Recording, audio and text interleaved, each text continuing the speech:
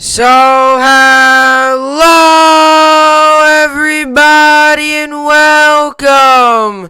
Yes, welcome back here at BSN Network. And we're back here at BSN Network. This is the BSN Network podcast here today. It is Friday, March 12th. Hope everyone's having a good day so far and a good rest of their day. Yesterday, it is in fact Friday, March 12th here today. We are at the end of the week here as we head into another packed weekend of sports ahead of us. It should be good, should be exciting. I'm excited. We got some more college basketball games this weekend as Selection Sunday is now only about 2 days away as teams tournaments start to wrap up and start to get ready to find out whether they will be in the March Madness or not.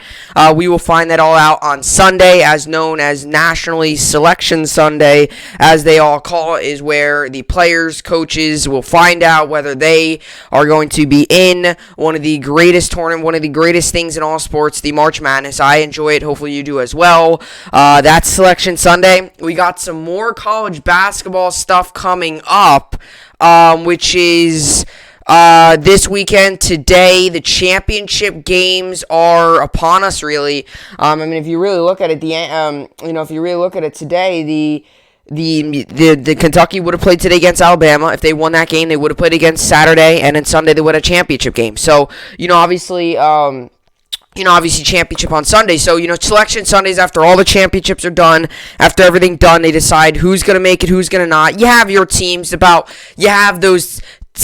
you have about those 25 teams that are going to make it, and then you have the outsiders. Some of the other teams, you have some of the bubble teams, some of the teams that are either in, that are trying to be out, and some of these teams that are in right now and they're still in their tournament and they're barely in might be trying to, get out. So, obviously, a lot of great stuff going on in college basketball as the season winds down. It always happens in sports, right? You obviously have the beginning of the season, and then, the beginning of the season, there's a lot of action. But then towards the end of the season, there's even more action. Even though the season's winding down, there's so much more. You have tournaments. In this case, you have the conference tournaments. You have all that good. You have everything. You have everything like that. So, so obviously, good for college basketball and exciting to see that, teams, players, coaches are, getting ready for getting ready here. So, with all that being said, obviously yesterday, to recap sports, Nets got a really good win yesterday. Rangers fall again, just another terrible loss for the Rangers. We just got to find a way to be better. We let up 4 goals again. Alexander Georgiev's confidence right now is not good. He let up 4 goals. He got benched again. So, just right now, it's not looking good for us. And to be honest, to be real with it, it's look, this is the team we saw a couple weeks ago when I was saying how it's a problem. We're not playing good. Then we started to pick it up a little bit, and now we're back to our old selves. We can't consistently put multiple games together. And I said this a couple days ago. I said, we have an opportunity here to really we have an opportunity here to really make a difference. To really, these next couple games to really get back on track. We have a lot of games. We had a game Saturday. We had a game Sunday. We had a game Tuesday. We had a game yesterday. We have a game tomorrow. We have all these games coming up. We got to take advantage of them. And some of them are against good teams like the Bruins. We played the Penguins twice, lost both of those games. We're not taking advantage of any of these games. We're right now on a 3-game win streak. That might have been our worst loss of the season yesterday. The way we came out flat, we looked flat the entire game, and it was just terrible. So, it's not looking good for the Rangers. The Nets got a good win. That was super surprising. Obviously, I talked yesterday about Kentucky. The Nets got a good win yesterday. It was a very good win. We moved to 25-13 on the season. It was a solid win. It was against the Celtics, a team that's rolling, 4 straight wins going into the break. It was a good win. We started off rusty, which I was expecting. You're coming off an All-Star break, a week off. You're going to be a little rusty. You had 1 practice. You're going to be rusty. But we took that rust, we threw it out, and we came back in the second quarter, played 3 dominant quarters after that. So good win for Nets. The Rangers, they got to get back on track. And the Nets I'm not concerned about. The Nets will make the playoffs. We would have to severely choke. We would have to go on a 10-15 game losing streak to miss the playoffs. The Nets, right now it's a matter of trying to get the 1 seed for the Brooklyn Nets. But the Rangers, If we keep losing these games like we are, and at least if you're going to lose these games, at least make it competitive. At least try to get a couple points from it. Whether that's pushing the game to overtime. Try to get a point out of it, at least. The Rangers right now look flat in every way. Every way we look flat. But, it's a young team. It's a team that's growing. So as a fan, all you could hope is that we will get better soon. We'll see how it plays out. But with all that being said, these are the topics for today's podcast. We got Cam Newton and the Patriots. As crazy as it sounds, Cam Newton and the New England Patriots have agreed on a re-signing. Cam Newton will re-sign with the New England Patriots this offseason. He agrees to a 1-year, $14 million contract. I will tell you why I am super surprised. This might be one of the more surprising moves I've seen in a very long time. I'll tell you why, and I'll tell you why if I was a Patriots fan, I wouldn't be too excited about Cam Newton coming up. I wouldn't be too excited about him. He struggled last season, looked terrible, one good game last season, fell off, just did not look like the Cam Newton we used to see.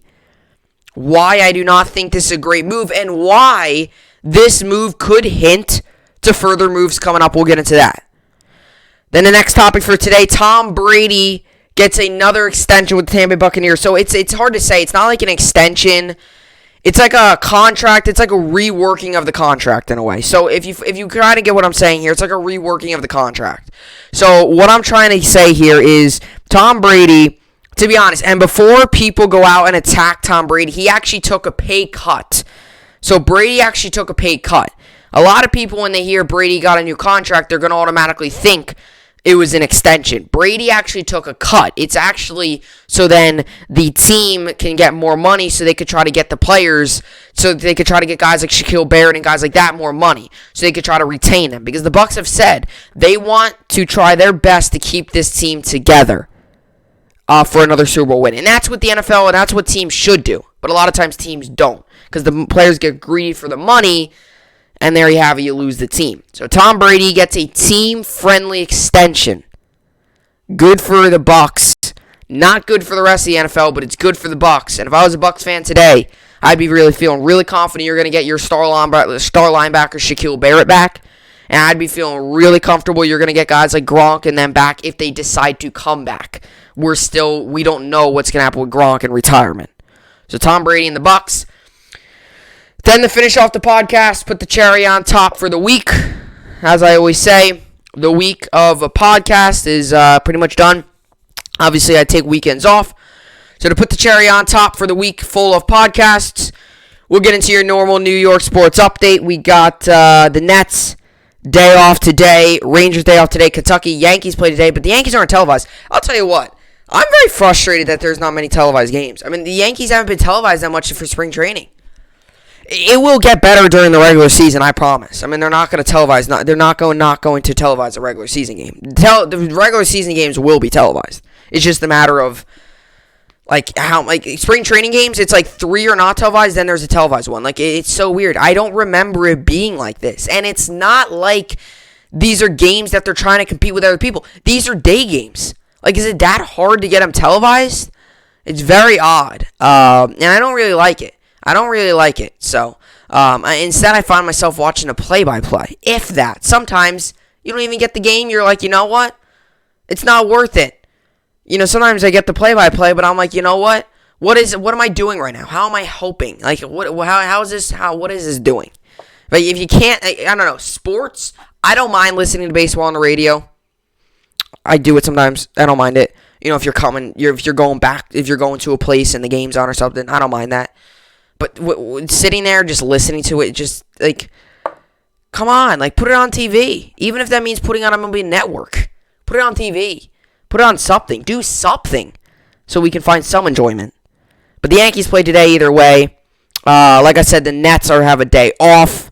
So do the Rangers. So not a crazy amount of sports on tonight. I mean, there's obviously sports on. There's going to be college basketball games on. But in terms of my favorite teams, Kentucky's done for the season. Nets day off, Rangers day off, Yankees have a day game. To be honest, tonight it's gonna be free tonight. I'm going to be watching stuff, but I'll be flipping through a couple games. I'm not going to be watching one game, for the whole time. I'll probably be flipping through. I definitely want to watch some of the tournament games, especially as the semifinals and championship get closer, because those are when you get to see some of those teams that, that's when it gets fun, because you get to see the best of the best from each conference battle it out. That's when it gets really fun. But anyway, with all that being said, because that was a long intro, this is the BSN podcast, and let's get right into it. So Cam Newton and the Patriots agreed to a 1-year, $14 million contract. This is a lot of money, okay? I'm going to first off say this, and I always do this with NFL offseason, free agency, anything like that. This offseason has gotten a whole lot more entertaining the past couple weeks, and it's been exciting, to say the very least. It's been very exciting. So, it's been super, super exciting. The season and how it's gone. It's been really fun. The free agency. It's, you started off with the Wentz, or with the Stafford Goff trade, then you went to the Wentz trade, and now we have all these signings. Like, literally in a week, the Bills have made 2 pretty big moves to improve their defense in a week, re-signing Micah Hyde and re-signing Matt Milano. So they've secured 2 guys that would have been free agents to, they've secured those 2 guys to now new contracts. So like I said, the Bills, that's another team that's trying to keep that team together. They're trying their best to get to a Super Bowl. They were obviously 1 game away last season before losing to the Kansas City Chiefs. So the Bills are trying to do whatever they can to try to keep that team together. We see the Jets have made a few moves. They cut defensive end Henry Anderson to free up cap space. We saw them, obviously, franchise tag Marcus May. The Giants have made some moves. They cut Kevin Zeitler. They franchise tagged Leonard Williams. Didn't franchise tag Dalvin Tomlinson. Obviously, they also cut Golden Tate. So the Giants have been trying to make some cap space moving moves there. A lot of what I notice now in the early stages of free agency and before the free agency officially starts, which is March 25th, before that officially starts, a lot of these moves, a lot of these teams, what they're doing is, it's a lot of these re-signings, it's a lot of these franchise tags, it's a lot of these cuttings, it's a lot of these little things here and there, as they all say it, as I name it, cap space making moves, right? It's nothing big. It's not going to be a huge move that's going to make your team win it all. It's these little moves here and there, these couple moves every so often that you get, and those are the moves that, ultimately get you those big free agents. And a lot of times people don't realize that. It's these little moves here and there that are going to get you the big-time free agents, get you the guy that the fan base wants. That's what they do. So, the New England Patriots today, I think, not only surprised me, but I think surprised the entire NFL world. They re-signed Cam Newton to a 1-year, $14 million deal. First off, this is by far, comment down below if you agree, I think this is the most surprising move in the NFL this offseason. And maybe we will get some more surprising or trades that we didn't expect happening in the near future here. But so far, in an offseason that is still very young, still got a long way to go. We're not even a month away from the draft. We're still about a month and a half away from the draft. From all of that, we are still sitting here. And the Cam Newton, I believe this is the most surprising news of the NFL offseason so far. Sure, was the Stafford Goff trade surprising? Yeah, we knew that there was rumors that were swirling. Did we know it was going to happen to Stafford and Goff? I don't think so. Wentz, that was not a shocker. We all knew Wentz was getting traded. It was just a matter of what team. And I don't think many of us were surprised with the Colts either, given that the Colts are in need of a quarterback. Obviously, Phillip Rivers retiring definitely opened up that, and Jacoby Brissett being a free agent, they had no quarterback. So obviously that wasn't that surprising, but this is surprising. And first of all, signing Cam Newton to a 1-year deal is surprising him. It's surprising me, and I'm sure surprising many of you. And if you saw this coming, good for you, because you really, I'll be honest. If you expected this to happen, props to you, because I think you're one of very few people who saw Cam Newton re-signing with the New England Patriots. And the reason I say that is, at the end of last year, everyone was talking about, oh, this is it for Cam Newton. Does he retire? What do the Patriots do? Where do they go from here? All that stuff. That's all they were talking about. I think this is probably it for Cam Newton. It's over. The Patriots, it's all over. They're going to start with a new quarterback, all that stuff. And the Patriots even said it too. They kind of hinted like, you know what? we're going to go out there. They've kind of hinted too, like, this might be it. This might be it. And a lot of people, including myself, thought we were watching Cam Newton the final time in a New England Patriots uniform when he played the New York Jets Week 16, and he looked like the old Cam Newton we saw because it was against the New York Jets. We all expected Cam Newton to go. We all expected Cam Newton to be a backup somewhere else. And what's more shocking, other than the 1-year deal, is the fact that it's $14 million. That's a lot of money for 1 year. You see deals that are about $6 million, about $6 million deals. You see deals about $6 million. But you don't see deals 1 year, $14 million. We see guys get deals that are 2 years, $14 million. He's getting $14 million in 1 year. If you had to ask me, for a guy who's out of his prime, he just doesn't have it anymore, $14 million is a lot of money. Even if they gave him $5 million, I still would have disagreed with this move. Cam Newton's old. He's got foot problems. He's not the Cam Newton we saw 3-4 years ago. The Cam Newton of now is probably an above-average backup. He's below average when it comes to a starting quarterback. He's below average. So the New England Patriots, I believe, I don't know what they're doing. I don't know what the New England Patriots are doing here. So I don't know what the Patriots are doing here. It's a very interesting move, very odd move, and a move that, frankly, I'm not too sure it's going to work. And does this mean, and this is what I want to make clear too here, is, does this mean Cam Newton will be the starter of the New England Patriots? I would venture to say no. I would venture to say probably not the case. I would go ahead and say. Does this mean he's automatically going to be the starting quarterback? I would venture to say, yeah, probably not. Does it mean that, there's a good shot? Maybe. But the reason I say this might not mean that he's automatically the starting quarterback next year is the Patriots could still very well go out and sign a quarterback. They could still very well draft a quarterback. Who knows? Maybe, who knows? Maybe Cam Newton and the Patriots agree to a $14 million contract for Cam Newton to bring in a new quarterback and Cam be a mentor to him. Who knows? If I had to put money on it, I would say Cam Newton's the week 1 starter next year. But this could still leave options. Maybe you give him a 1 year, go all out on the money, go ahead and say, Cam, this is it. You're getting 1 year. Draft a quarterback, and if Cam does if we're 4 weeks in and Cam's got 2 touchdowns and 6 interceptions, then you go ahead and say, hey, give the new guy a chance. This deal didn't work out. But that's where I'm a little confused. Why give him $14 million if you're going to do that? And like I said, the Patriots, they always seem like they have something up their sleeves. Whether that's cheating, whether that's, in this case, trying to sign a player. That's why, I'm surprised, but at the same time, you got to look at it as, hey, it's the Patriots. They've done so many odd things. They've been a dynasty, but they've done so many odd things throughout years, whether that's cheating, filming. Who films? They were filming the Bengals sideline a week before they played them. This was a couple years ago. Are you really worried that you're going to lose to the Cincinnati Bengals? This was a couple years ago. If this was last season, it would actually be a competition. This was a couple years ago. Are you really worried with Tom Brady you were going to lose to the Cincinnati Bengals? The Patriots have done many different things. And like I said, maybe this is a move where the Patriots go ahead and say, hey, you know what? We're bringing Cam back. It's 1 year. It's nothing. It's 1 or nothing. It's either, and that's what we thought last season it was going to be.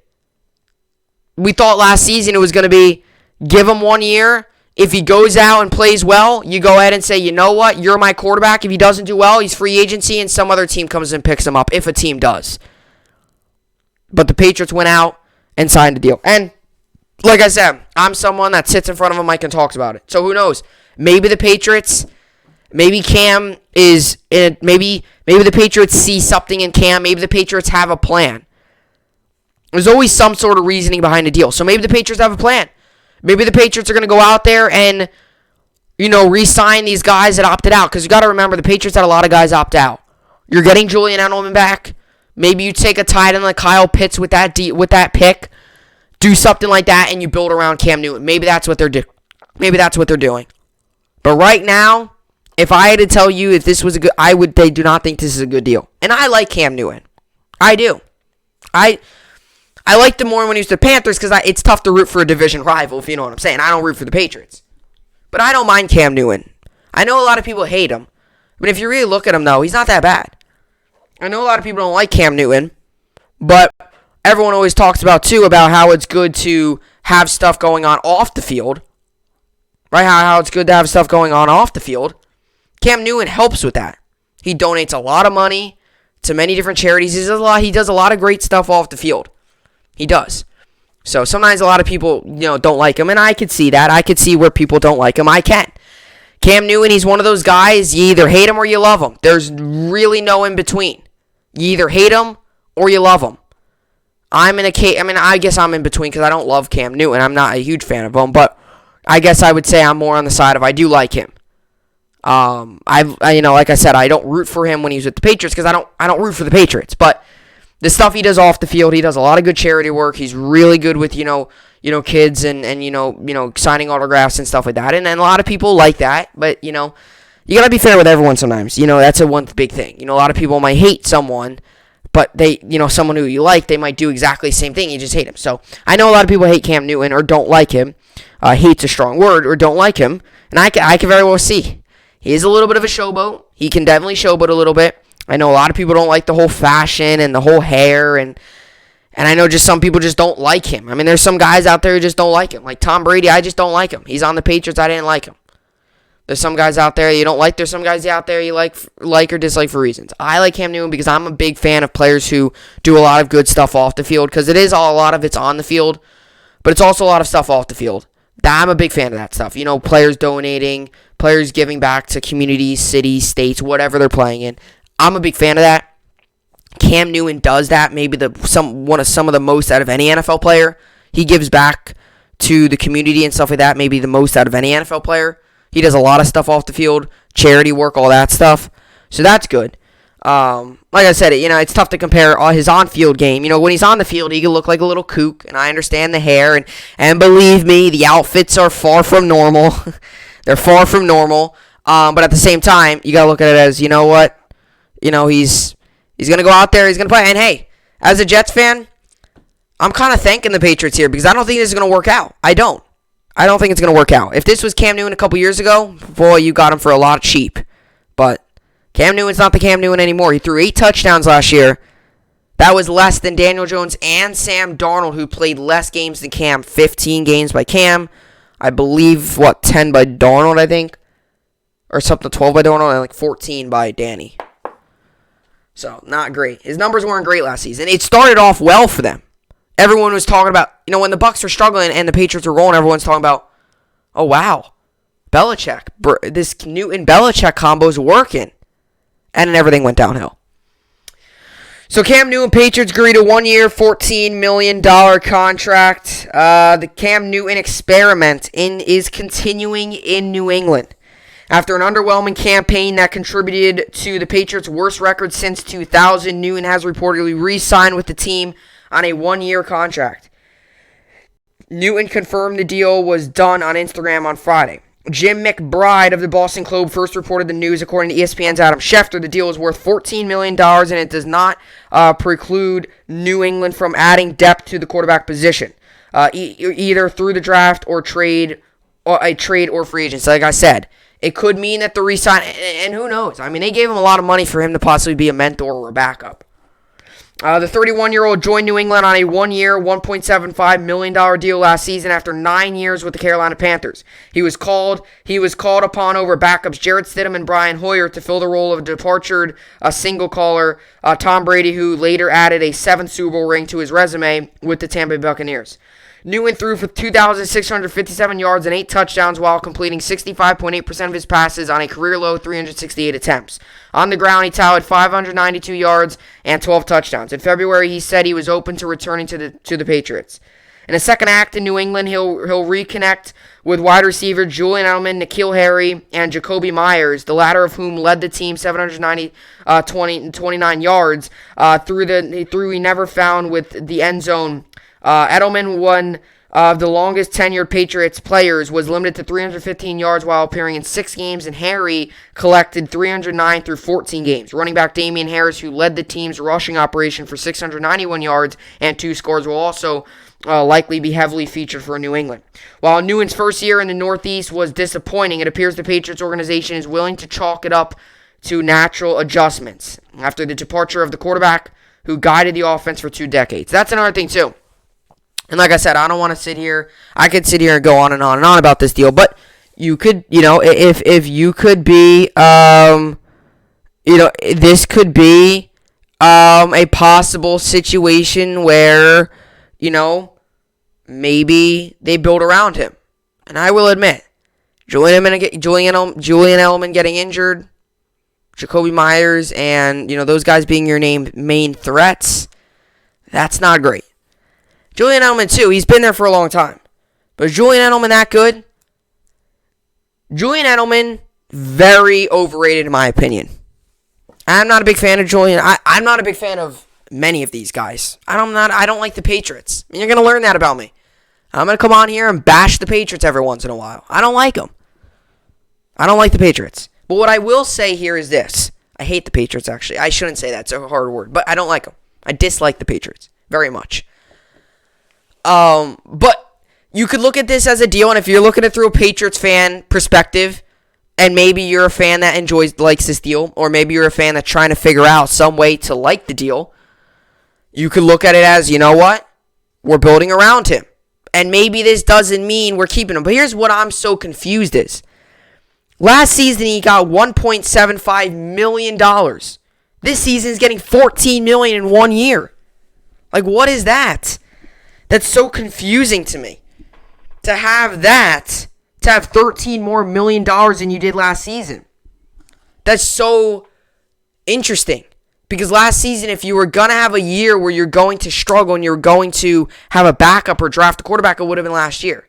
Now you're giving us big money. It's very confusing. But like I said, at the end of the day, the Patriots had one of the greatest dynasty in sports, so I guess you can't question them too much. But I'm definitely questioning them right now. Definitely questioning them. I mean, really questioning them right now. To the point where you don't know if you can question them much more. I'm very definitely questioning them big time. And I don't think the move's all that good. I really don't. I don't think this is a good move. I don't. So, let's take a look at some of the numbers here. Let's get a couple look at these numbers. If I could get onto the ESPN here.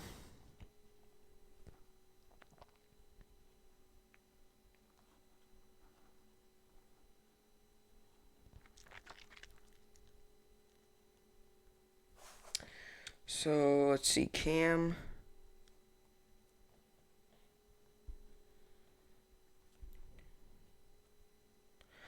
Okay, so Cam Newton last season, like we said earlier, did not have a good year. He is 31 years old. He had 2,657 yards, 8 touchdowns, 10 interceptions, a QBR of 47.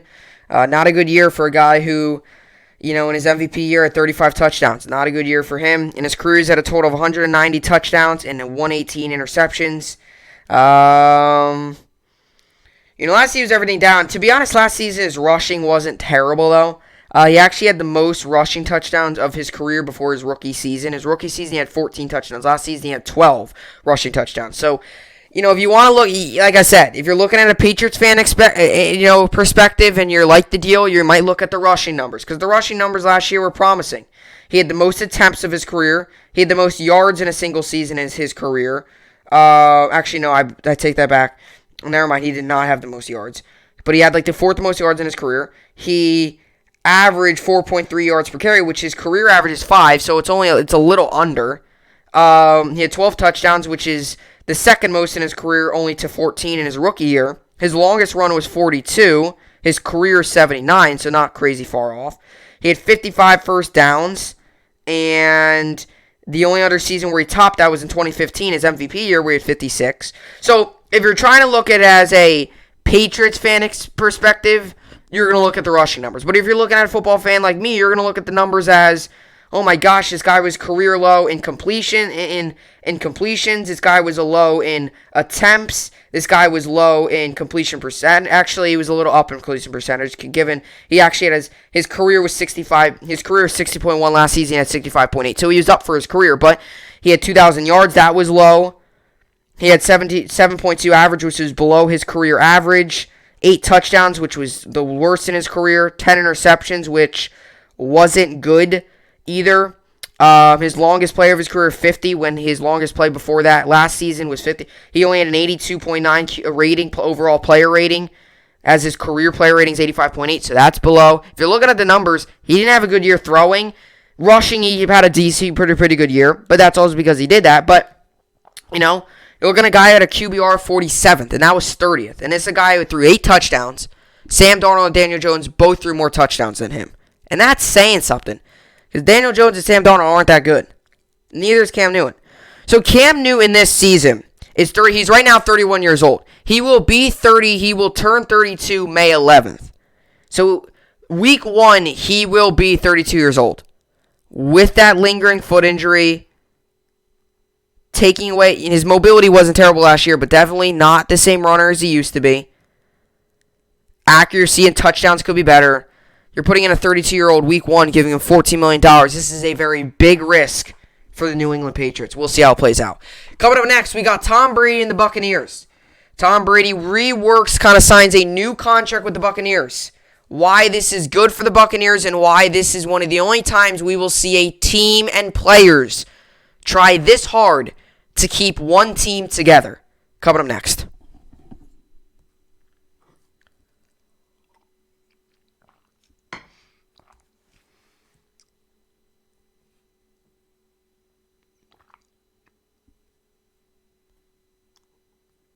Okay, so let's see. So Tom Brady, Buccaneers agreed to contract extension through 2022. So Tom Brady is returning to the Buccaneers. So first of all, we see championship teams all the time. I mean, every year there's crowned a champion. We even saw it last year in the most oddest year in sports ever. We saw the NHL and NHL and NBA crown a champion in their respective bubbles. We saw the NFL crown a champion. Obviously, they were not in a bubble. And we saw the MLB also crown a champion in their 60-game season. So every year we see champions crowned. Some years we don't, and we have seen a couple. There's some years where it's vacant, or we see some years where, MLB, the players are on strike. I think we saw that back in the 80s, I believe. So you see players and all that stuff win a championship. And that's the one big thing, right? When you win a championship, you're at the highest of all highs. You're up there. You're with all the teams. You're, boom, boom, boom, boom. It's all that. Everything's great. Then the contract situation begins. And that's when super teams become good. There's a difference between a super team and they're all right. Right? Everyone always talks about in sports going back to back, trying to win 2 Super Bowls in a row, 2 World Series in a row, 2 Stanley Cups in a row, 2 NBA Finals in a row. Not even just 2. Every year your goal is to win. Obviously you got small goals throughout the season, but every team's goal, every player's goal is to win a championship. If your goal is not to win a championship, then you should not be in sports. You shouldn't even be in the sports business. Whether you're a player, a fan like me, an owner, whatever, GM, coach, whatever the case may be. If you're anywhere around sports and you don't, as a fan, you don't want your favorite team to win the championship or something like that, man, you should not be watching sports. Every year, every team's goal is to win a championship. Like I said, you always have individual goals. Like the Rangers this year. I thought, would I love to see them win the Stanley Cup? Yes. There's a difference between hoping they do and thinking they will. I don't think they will. I don't even think we're close. A couple years from now, maybe. But I did say I think playoffs was definitely a real possibility. Am I saying we're going to go deep in the playoffs? No. Would I love to? Yes. Obviously, I would love to see my teams win every game. That's what I hope. Right? So that's what I'm saying. So same thing with the Rangers. Like, would I love to? Did I hope this season? Did I think this season it was a very? Did I think this season was very? It was a very good prediction to say that the Rangers were going to be in the hunt. Yeah. Currently, it's not looking too great. But when teams get created, players sometimes, as you win championships, and this happens in sports, when players win MVPs. Coaches start winning Coaches of the Years. Teams start winning titles. Players want more money. They want to get paid. Oh, I just won a title. Look at me. I deserve all this money. And like I said, I have no problem with all these big contracts. If a guy's going to get paid $300 billion, I can care less. Let him get $300 billion. He can get all the money he wants. I have no problems with the contracts. What I have a problem is sometimes in situations where, and I've had this happen before. We've seen it happen before, right? Where players will want more money. And to me, that annoys me a little bit. Do I have, like, Fernando Tatis Jr. signing that, 14-year deal? I have no problem with that. But if they were to win a championship and then he asked for more money, as a fan, I would have a problem with that. As a fan of that favorite team. Because you want these players, you want your team to win it all again. And that's how super teams get destroyed. Is because what happened is players try too hard to get all this money, or teams sometimes, right, as they always say, just do what's working for you. Right? Whether that's in anything, whether that's regular everyday life or in sports, do what's working for you. Who's ever out there play, like I said with the Yankee spring training, for example. Whoever's the hottest catcher is, put him out there on opening day. Do it like a catcher battle. Do it like an open battle. So far, it's Gary Sanchez. He will probably get the starting job either way. This is almost like all these other teams, right? Super teams. You just want a championship. Go out there and do what's working for you. So teams, GMs, and owners feel the need to go out and continue to just keep building and build and build and build. They already have a solid foundation. They feel the need to just try to get more talent in, and then that never works. It doesn't work. That's why it's so odd to see back-to-back. Because all these teams, these GMs, they win one, and they're like, oh my gosh, we need to do everything else. That team that you just won it with, that worked. So keep it that way. And as much as I don't like the Buccaneers and I don't like Brady, the Buccaneers are doing just that. Players, they're willing to cut their salaries. They're willing to take a pay cut. They want to win. They're not selfish and worried about themselves. They want to win. And this organization, they want to win. They're willing to negotiate with players on trying to get pay cuts. Instead of trying to keep on adding, they're trying to keep all that they had. They just franchise tagged Chris Godwin, gave Brady an extension that's team friendly. They're trying to get Shaquille Barrett back. I'm sure if Gronk doesn't retire, I'm sure they'll bring him back. They're trying their best to keep this team together. Leonard Fournette, I'm sure they will bring him back. They're trying their best, and they are doing it the right way right now. Chris Godwin, he said he would be okay with the franchise tag. So the Buccaneers said, you know what? We're going to give you the franchise tag. Tom Brady said he is willing to rework his contract to make it team friendly. Buccaneers said, you know what? We're going to rework your contract. The Buccaneers and the players are doing everything right to try and win another Super Bowl. Because many super teams, that's how it gets destroyed. Is they feel the need to continue to build. They feel the need to get all these different players when ultimately the team that you just had ultimately worked for you. And that's what the Buccaneers did. They spent a lot of money this offseason. And it worked. So this offseason, Mike Evans has already came out and said he'll take a pay cut. We've seen now Brady take a pay cut. We've seen all these players take a pay cut. We've seen all of them. They're getting that money. They're using it to their advantage.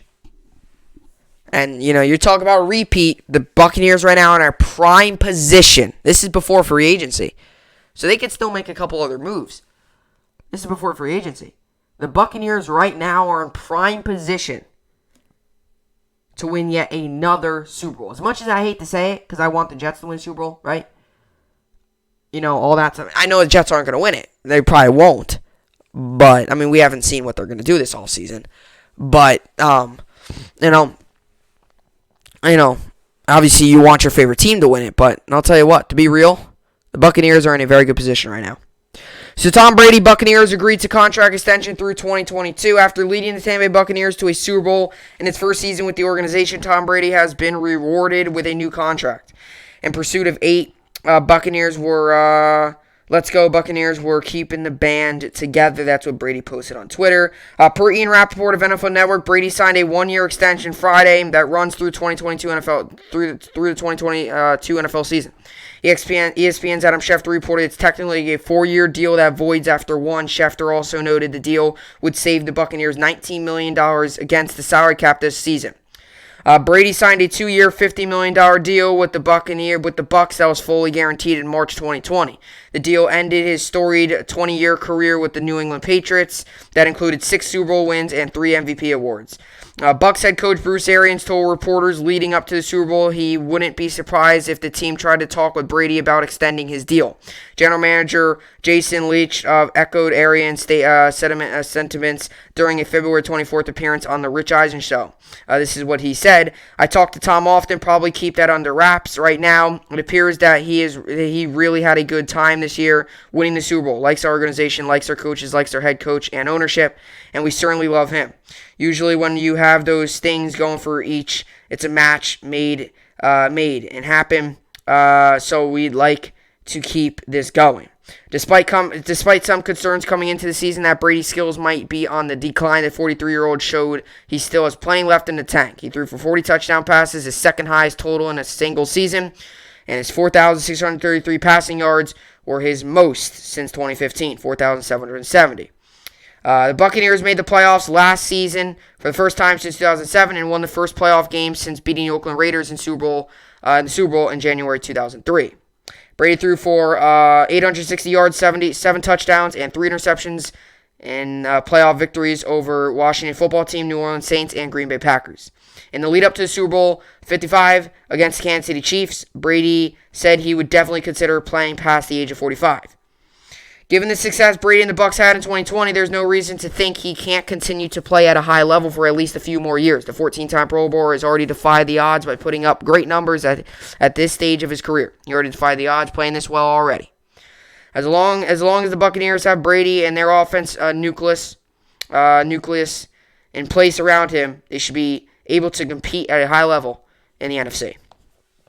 So, Brady returns. Like I said, a lot of people might think, oh, Brady's getting more money. It's not true. Brady's actually cutting his salary. And I still don't like Brady, but I don't want people to start to saying that, oh, Brady getting all this money. No, he's not getting more money. He's actually cutting his salary, so he's actually helping the team free up $19 million. So they can give that to other players and try to keep this team together. So Brady's not signing a huge extension. He's actually signing an extension that's going to cut his contract. That's pretty much what it is. That's not pretty much what it is. It is what it is. That's what it is. It's a lot of what it is. But anyway, let's get to the New York sports update. Like I said, I think it's a good. I think it's a move that obviously they're gonna do. I think that's normal. But anyway, let's get into the college basketball and stuff like that. So yesterday, Colorado won, USC won, Texas won, North Carolina won, Kansas won, Creighton won, San Diego State won, Baylor won, Ohio State won, Georgetown won, Virginia won, Oklahoma State won. Today we got Purdue, Ohio State. I'll give Ohio State the win. Alabama, Mississippi State, Alabama the win. Michigan, Maryland, I'll give Michigan the win. Baylor, Oklahoma State, give Baylor the win. Rutgers, Illinois, give Illinois the win. Arkansas, Missouri, Arkansas win. Houston, Tulane, Houston win. Florida State, UNC, Florida State, North Carolina. I'll give Florida State the win. North Carolina's been playing really well, but they beat Florida State early in the year. That's going to be a good game, to be honest. That's going to be a good game. Iowa, Wisconsin, Iowa the win. Creighton, Connecticut, Creighton, UConn, give Creighton the win. San Diego State, Nevada, San Diego State the win. Kansas, Texas, Kansas the win. Colorado, USC, give Colorado the win. Those are all of your games there. As for the NBA yesterday, the Clippers won, Kings won, Suns won, Thunder won, Timberwolves won, Heat won, Bucks won, 76ers won, Hawks won, and Hornets won. Nets also won yesterday, 121-109. We moved to 25-13 on the season. Strong 40 points from Kyrie propelled us to victory. As we got these games here, 76ers Wizards, I'll give 76ers the win. Pelicans Cavs, give Pelicans the win. Nuggets Grizzlies, give Nuggets the win. Heat Bulls, give Heat the win. Spurs Magic, give Spurs the win. Jazz Rockets, give Jazz the win. Lakers Pacers, give Lakers the win. Tomorrow I'll give Nets the win there. So those are those games as well. That's the Saturday game there. As for yesterday's games, the Flames won, Blackhawks won, Red Wings won, Panthers won, Capitals won, Maple Leafs won, Islanders won, Hurricanes won, and Penguins won. Today, the Rangers lost yesterday 4-0. We moved to 10-12-3 on the season. As for today's games, we got Wild Coyotes, give Wild win. Golden Knights and Blues, give Golden Knights the win. Avalanche Kings, give Avalanche the win. Oilers Senators, give Oilers the win. Sharks Ducks, give Sharks the win. Tomorrow, the Rangers play.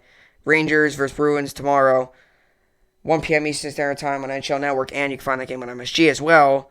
I'm going to give Bruins the win. As much as I hope the Rangers win, I'm going to give Bruins the win there. And the Nets play tomorrow against the Pistons, tomorrow 7 p.m. Eastern Standard Time on NBA TV. Nets come into that game. Nets go into that game 25-13. Pistons come in 10-27. I'll give Nets the win there. And in the Rangers as well. Rangers come in this game 10-12-3. Bruins will come into the game 14-6-4.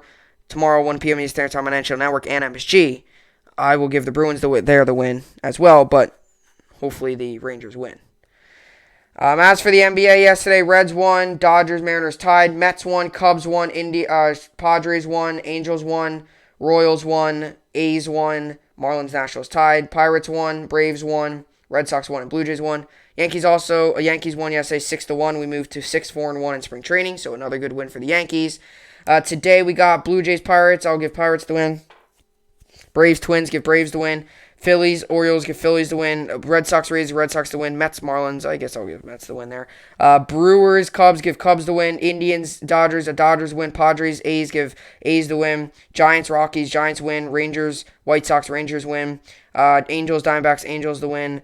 Cardinals Astros, give Cardinals the win. And Mariners Reds, I'll give Mariners the win there. Tomorrow, Yankees play 1:05 p.m. Eastern Time on Yes, I'll give Yankees the win, and same thing on Sunday as well.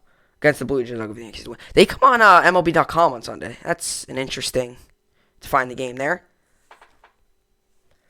Anyway, let's get into fantasy, and then we'll close out the podcast. This is what we got for fantasy basketball. I'm currently winning 1,000, or my opponent is winning 1,316 to 1,120. So hopefully I can make a comeback there. Today I've got going Bradley Beal, Jimmy Butler, Jonas Valanciunas, and Miles Turner, and Victor Oladipo. Injury report here. Bradley Beal's day-to-day. Beal knee is questionable for Friday's game against the 76ers. Chase Hughes of NBC Sports Washington reports. Anthony Davis, some new news on him. Davis' calf will be reevaluated Friday night and will not play against the Pacers. Bill Oram of The Athletic reports. So at least good news that he's being evaluated again. Oladipo's day-to-day. Rockets head coach Steven Stiles said after Thursday's 125-105 loss to the Kings that Oladipo may not play Friday against the Jazz due to maintenance-related issues. Adam Spolin of Sports Radio 610 Houston reports. So that's that. And in fantasy hockey right now, I'm winning 88-57, so going pretty good there. Today I've got going Anses Kopitar, Braden Shen, Shea Theodore, Adam Larson, and Jacob Shystrom, and my goal is Kaapo Kakkonen. So that's that. So far, so good. I mean, fantasy hockey has been really good, clean on the injury front. There's been a couple injuries here and there, but obviously, for the most part, it should be good.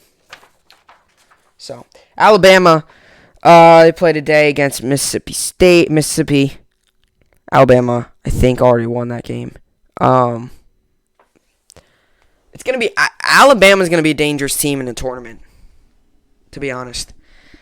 But it's, like I said yesterday, I'm over it by now. Obviously, knowing that the season's over. It's done. There's no more games left. But it's really frustrating knowing that, the season's over. By the way, in fantasy hockey, I made a claim So I'm dropping Duncan Keith, and I'm going to pick up Ryan Nugent-Hopkins. Someone dropped him yesterday. I put in a claim for him. If the claim goes through, fine. I should have him tomorrow. I'm winning right now by like 30, so I'm not too concerned, but it's nice to always have a player, and I planned it too. Given that he's playing tomorrow, I'm going to get some playing time tomorrow, get some action tomorrow with him. You notice throughout the schedule, some days have more games than others. Some days there's a lot of games, other days a shorter amount of games. So you notice that. But yeah, it should be good. I'm excited to see how the rest of the fantasy season goes. I mean, if I win this game, I'll win 5 of my last 6 games. So I'm rolling right now. I started off 1-2. I won 4 straight, then lost last week. So I'm 5-3. If I win this week, 5 of my last 6 games I've won, and I would be 6-3. And up there in the top. So it's going really good in fantasy hockey. And for my first year playing fantasy hockey, I mean, I wasn't expecting myself to do bad. I'm not going to do that. I'm going to be a little hopeful there. But, obviously you have 6 players, 4 of them make it. So the majority of the league makes the playoffs. So I just have to squeak in as one of those 4. But I was not expecting this much success. I'm finding a lot of success here in fantasy hockey. For a first-year player, for someone who's never done it before, I went into the draft kind of like, all right, let's do this. For me, it's been going really well, and I'm really enjoying it. It's a lot of fun. So, anyway, that's what I got for the podcast here today. That's what I got for the week full of podcasts. Another great week full of sports. As you all know, I take breaks on the weekend. Everyone, enjoy your weekend. I will see you all back here on Monday. Hope you enjoyed it, and thanks for watching.